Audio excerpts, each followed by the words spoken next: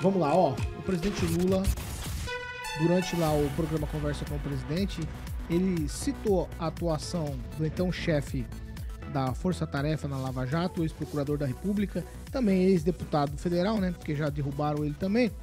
Falou que ele criou lá uma situação dentro do Ministério Público. Nós vamos ouvir o que o Lula falou. E depois a gente escuta aqui o parecer de cada um dos nossos colegas na bancada. Eu sempre fui uma pessoa, eu sempre tive o mais profundo respeito pelo Ministério Público.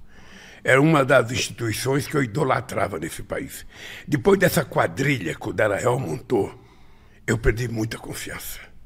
Eu perdi porque é um bando de aloprados, ou seja, que acharam que poderiam tomar o poder.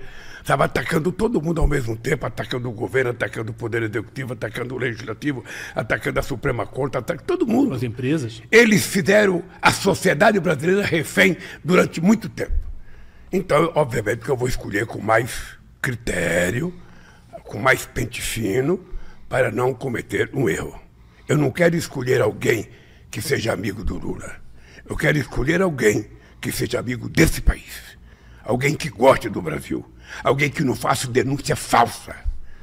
Alguém que não levante falso sobre o outro. Porque quem denuncia uma denúncia falsa e depois não prova, deveria pagar as custas do processo. Ó, vamos lá. Kim Rafael, 30 segundinhos. Kim Rafael, quadrilha no Ministério Público, uma acusação gravíssima, digamos assim. Só se olhar no espelho, mas a grande questão aqui é que essas lives tá sendo pra lavar roupa suja, né?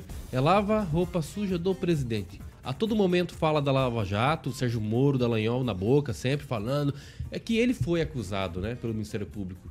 Teve um período ali que ele esteve preso, então pode ser que ele ainda continue com aquela amargura. E como ele disse, né, que vai se vingar desse povo, então está começando criando narrativa, né? Criando narrativa, usando todo o poder estatal para criar a narrativa para um público, sei lá para quem, mas está criando, usando todo o aparato para realmente determinar algo vingativo. Esperar o quê? Ângelo Rigon, tem quadrilha ou teve quadrilha no Ministério Público? Esse é o grande reparo que eu faço na fala do presidente da República, que ficou preso por mais de 500 dias injustamente, conforme determinação do STF, que democracia se marca por isso. Tem advogado rindo na mesa, mas é assim que funciona a democracia. Só quero dizer que o reparo que eu faço... Não, vai. Só pra vocês saberem quem é. O reparo que eu faço... Não, porque normalmente a gente defende a legislação. O reparo que eu faço na fala do Lula é que não existe mais crime de formação de quadrilha desde 2013. O artigo 288 do Código Penal foi alterado por lei. Trata-se de organização criminosa. Esse foi o grande erro dele. Vamos lá. Fernando Tupan, quero te ouvir em um minutinho, Tupan. Formação de quadrilha no Ministério Público, é isso? Ou é a organização criminosa, como queira Ângelo Rigon? Paulo Caetano, só se for quadrilha do bem, porque mostrou a quadrilha do mal operando no governo durante quantos anos? De 2003 a 2016, que levou o impeachment da presidente Dilma Rousseff. Nós cansamos de ouvir empreiteiros admitindo isso. E vou te falar uma coisa, se me chamassem em Brasília para puxar no meu ouvido, eu tenho a minha orelha, aliás, né? Eu iria contar uma história que circula aqui, que tem um amigo meu que participou de reunião falando como funcionava o governo do PT naqueles anos negros. Espero que agora, com esse governo Lula, tudo tenha mudado, porque a pluralidade, tanto no Senado como na Câmara Federal, mudou, e se cair no mesmo erro, vai novamente aparecer outra quadrilha de procuradores para acabarem com essa bagunça de meterem a mão no jarro do dinheiro público. Edivaldo Magro.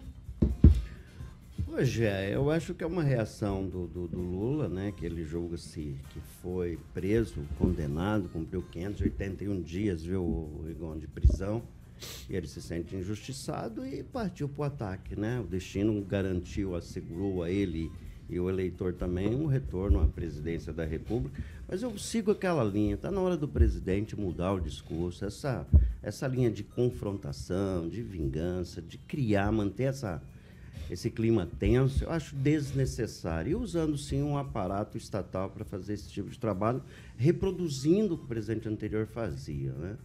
Então, eu acho que está na hora da gente pacificar esse país, e o próprio presidente, né, nessas lives, ele tem a capacidade de propor ações para o Estado brasileiro, que é a missão dele enquanto presidente, né? Tenho criticado severamente todas as vezes, em todas as lives, todas as oportunidades que ela tem, ele entra nessa confrontação novamente, criando e mantendo esse clima de hostilidade. Dallagnol já foi cassado, né? Já se cumpriu o ritual jurídico em relação a ele, então seria justo que o Lula começasse a fazer aquilo que ele foi eleito para fazer, presidenciar o país, né? Pamela Bussolini?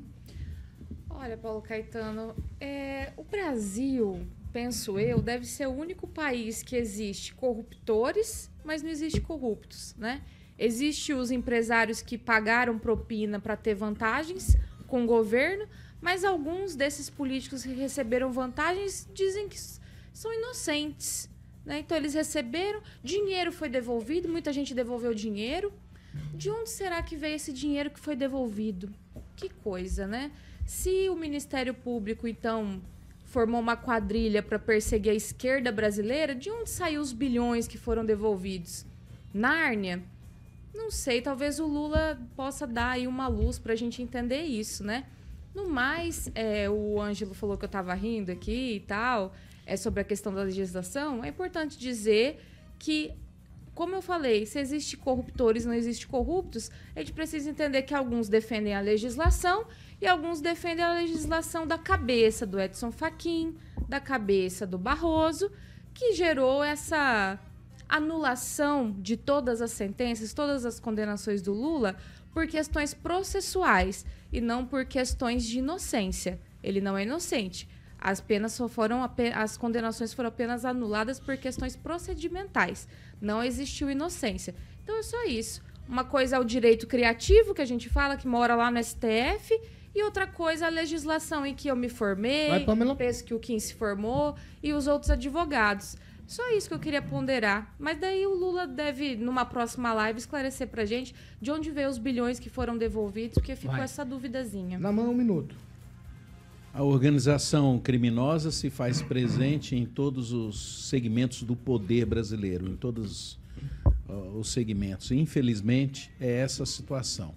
Então, para que se mude isso, a gente tem uma perspectiva de que, em algum momento, essa população vai se enojar dessa forma de ação que a gente tem visto no nosso país. Os políticos se envolvem em processos absurdos, né, de tratamento das pessoas, e o Supremo Tribunal faz o jogo político também. Não há legislação, não há respeito, não há consideração por nada, é uma confusão.